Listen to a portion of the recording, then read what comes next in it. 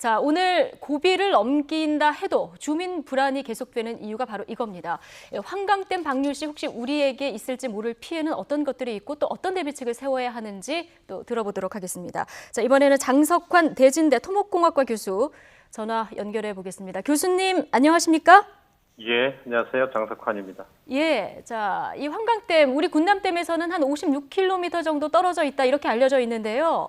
예. 환강댐에서 물을 흘려보내면 군남댐까지 도달하는데 보통 이제 얼마나 걸립니까? 좀 변수가 있겠습니다만.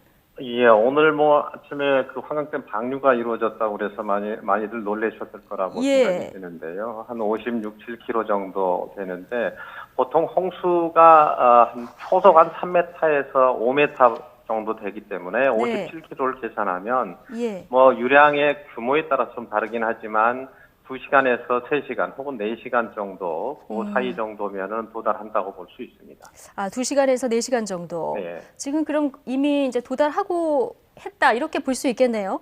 아, 예. 저도 예상을 임진강 수위를 계속 주시하고 있는데 이미 오전에 방류한 부분은 도달을 했을 거라고 보고요.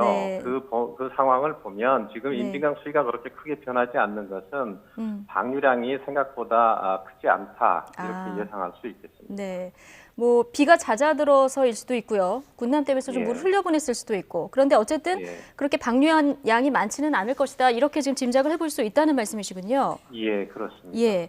그런데 교수님, 환강댐 규모가 우리 그 군남댐보다 5배나 크지 않습니까? 예. 저수량으로 보면 환강댐이 한 3억 5천만 정도로 추정이 되고요. 저희는 저수 용량이 한 7천만 정도 되니까 5배 정도 되는데요. 네. 조금 이 부분은 좀 오해하실 수 있는 부분이 있는 게 그 목적 자체가 좀 다릅니다. 목적이 다르다. 환강댐은 저수를 해서 물을 이용하는 부분과 수력 발전을 하기 위한 그 부분, 그리고 치수 목적, 이렇게 세 가지의 목적을 다 가지고 있는 반면에 군남댐이라고 하는 것은 단순하게 환강댐의 큰 홍수량에 대해서 대비하는 홍수 전용 댐이기 때문에 단순한 그 양의 비교를 따지기는 조금 어렵다고 볼 수 있습니다. 예를 들어서 팔당댐 같은 경우는 한 2억 5천만 톤 정도의 저수량이 있는데요. 그것은 팔당댐은 홍수 조절용이라기보다는 발전을 기본으로 하기 때문에 홍수 조절 용량은 그렇게 크지 않는 것과 그런 이치로 보자면 목적 자체가 조금 다르기 때문에 단순하게 5배의 효과가 있다, 5배만큼 적다 이렇게 얘기하는 것은 조금 다르게 봐야 될 필요가 있을 것 같습니다. 그러니까 목적이 다르니까 단순 비교하는 것은 안 된다 이런 말씀이신데 그래도 이제 환강댐 저수 용량이 3억 5천만 톤이라고 말씀하셨잖아요. 근데 이제 국민들 입장에서는 이걸 한꺼번에 열면 어떻게 되는 거지? 좀 이런 불안이 들거든요. 아, 당연히 그렇게 들죠. 이제 댐 자체를 일부러 열 경우라기보다는 혹시나 있을 그 구조적인 결함 때문이라든지 또 지금처럼 비상식적으로 지금 댐을 운영하고 있는 거거든요. 보통 이제 홍수기 전에는 댐을 비워놨다가 홍수를 막기 위해서 저장을 하는데 지금 홍수기인데도 장마철인데도 댐을 만수히 한 108m 정도까지 움직이고 운영하고 있다는 것은 상당히 그 비상식적이고 이례적인 일이라고 볼 수 있고 그 물이 만약에 넘어온다면 저희는 저희가 예상하기로는 한 16,000톤 초당 그 정도가 내려온다고 볼 수 있고요.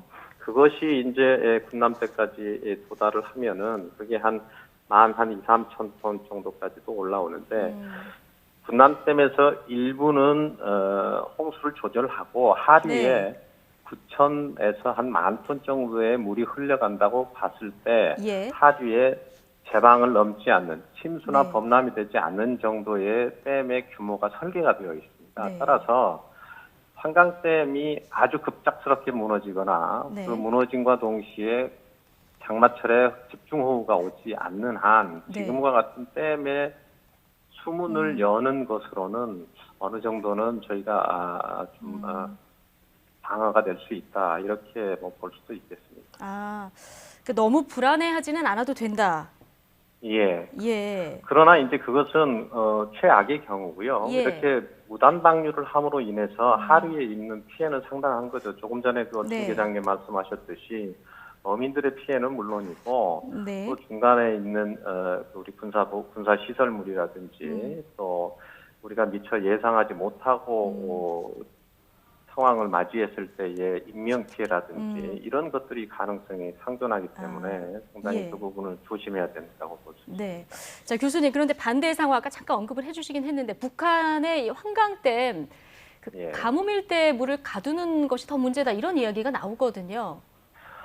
결국 사실, 이제 사실 저는 개인적으로 그 지금 홍수기 때도 문제지만 더 큰 네. 문제는 가뭄 때에 환강댐에서 물을 그 큰 용량에 저장을 하면 본류에 내려오는 양을 너무나 적게 내려오기 때문에 하류에 영향을 미치는 우리의 물 사용이라든지 환경이라든지 생태에 미치는 영향이 너무나 크다고 볼 수 있습니다. 2001년도 이후에 네. 이 유역 임진강 유역에 무려 7개의 댐이 15년 동안에 생겼거든요. 4월 5일 댐이라고 하는 게 4개가 있고요. 한강댐이 있고요. 우리 이제 그것을 방어하기 위해서 우리가 분남댐과 지금 한탄강댐이 올해 완공이 되는데 그렇게 7개가 됨으로 인해서 이 유역에 엄청난 수자원의 변화, 갈수대의 그 물 확보에 대한 그 불안감, 불확실성 이런 것들이 내재하기 때문에 그리고 한강댐의 목적은 예성강 쪽에 지금 서쪽에 북한의 서쪽에 있는 예성강이 상당히 그 수량이 적기 때문에 그쪽으로 물을 돌리는 역할이 첫 번째고 두 번째는 발전을 하기 위해서는 물을 높이 채워서 그 양으로 발전을 하기 때문에 임진강 본류로 내려오는 물이 상당히 적다고 볼 수 있습니다. 그럼에도 불구하고 우리는 그 정보라든지 그 상황이라든지 기상이라든지 이런 것들을 정확하게 입수하지 못하기 때문에 정확한 양을 우리가 추정이나 계산하기가 좀 어렵다고 하는 게 문제라고 볼 수 있습니다. 예, 알겠습니다. 결국 모든 키가 지금 북한에 있다는 얘기인데요. 자, 이 부분도 조금 저희가 잠시 후에 김주환 기자한테 또 물어보도록 하겠습니다. 자, 장석환 대진대 토목공학과 교수와 함께했습니다. 교수님 고맙습니다. 감사합니다. 네.